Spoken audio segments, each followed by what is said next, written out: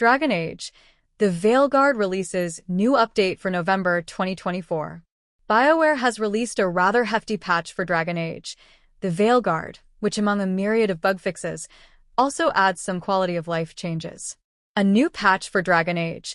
The Veilguard is now live on Steam, making dozens of bug fixes and a number of quality of life changes, including the long-overdue ability to use the arrow keys instead of WASD for movement. Patch 3 for Dragon Age. The Veilguard offers some quality of life changes and dozens of bug fixes. Filters have been added to photo mode, and screenshots taken will now have simplified file names. The causes of some crashes have been removed, and certain characters and environmental objects have had their textures improved. This includes more filters to its photo mode and new weapon icons. Players will now also be able to bind arrow keys to input mappings, thanks to this recent patch, while screenshot file names from photo mode are now simplified. On the bug fix side, Rook's body shape no longer changes unexpectedly, which sounds like something Rook will appreciate, and an odd facial expression when Rook first meets Emmerich has also been adjusted, presumably to be less odd. Another W for the Rookster. Some instances where music would incorrectly stop playing, or start playing when it wasn't supposed to, have also been fixed. While the world of Thedas is vast and there are many stories left to be told, BioWare recently confirmed that Dragon Age, the Veilguard would not have post-launch DLC as the team is shifting focus to the next game in the Mass Effect universe. This has disappointed many fans of the franchise, given that the Veilguard was released almost a decade after Dragon Age. Inquisition. The latter had 3 DLCs, Jaws of Hakken, The Descent, and Trespasser. Although the future of the series is unknown, many hope that a 5th Dragon Age title will come to be someday, as it has proven to be one of BioWare's most beloved IPs. Dragon Age, the Veilguard Patch 3 release notes. Quality of life changes. Arrow keys can now be bound to input mappings. Filters added to photo mode.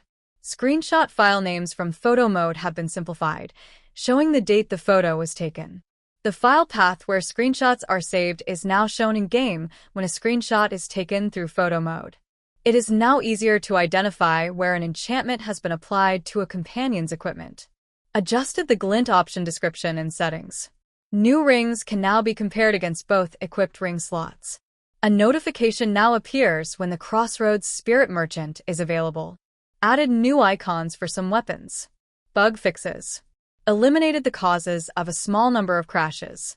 Rook's body shape no longer changes unexpectedly after a cutscene with Emmerich. Adjusted an odd facial expression when Rook first meets Emmerich. Fixed a rare issue where some of an existing Rook settings got unintentionally reset after making and saving a new Rook. This fix is now also on consoles and retroactively affects saves on all platforms. Adjusted the volume level of Spite's voice in some scenes. Fix some instances where music would incorrectly stop playing. Fix some instances where unintended music or sound effects would play. Antom champions now correctly do slightly more damage.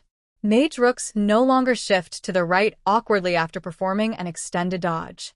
The rogue skill Underdog's Bite now correctly lists enhanced damage instead of empowered damage. Fix some instances where enemies could get stuck or were unreachable in some areas. Fix some instances where companions could get stuck on balance beams. Belera can no longer endlessly charge Rook's ultimate outside of combat. Emmerich's attack stat is now displayed correctly at the start of the Where the Dead Must Go quest. Fixed a bug where Emmerich was sometimes not available on the ability wheel during the Where the Dead Must Go quest. Companions' revives are now correctly refilled at the start of the last Gambit quest. The Cataranda now has its correct unique coloring. Fix an issue with the critical hit and penetration modifiers on the twin-edged pick warrior weapon. Tasha's cape on the Ravain's legacy armor no longer stretches in cutscenes. The Grey Warden recruit's simple tunic appearance no longer clips uncomfortably through Rook's neck. The Mythal's light mage weapon now does the intended amount of physical base damage 0. The Mythal's light mage weapon now does physical damage to enemy health if a physical damage enchantment is applied. Fixed instances where stat bonuses from some Treviso valuables were applied incorrectly.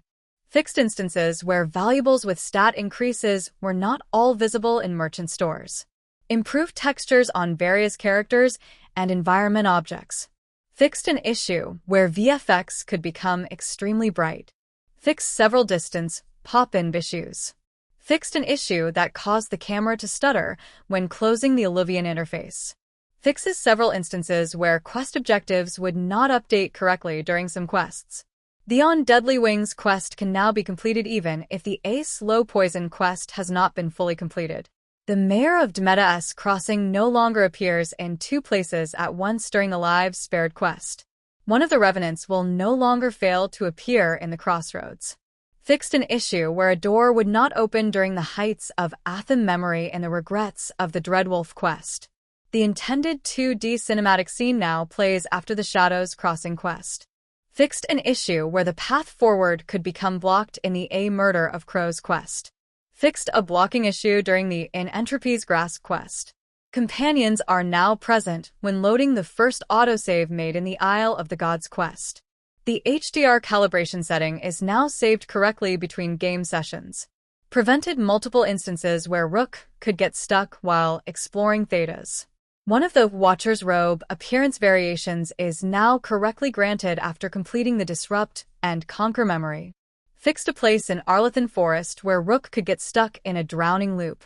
Fixed instances where Rook forgot they already had the Lyrium dagger and could not interact with treasure chests and altars. Codex entries that were already read will no longer be remarked as unread. Fixed an issue where the scroll bar could get stuck in the codex screen. Enchantments on abilities are now reset correctly when skill tree nodes are reset.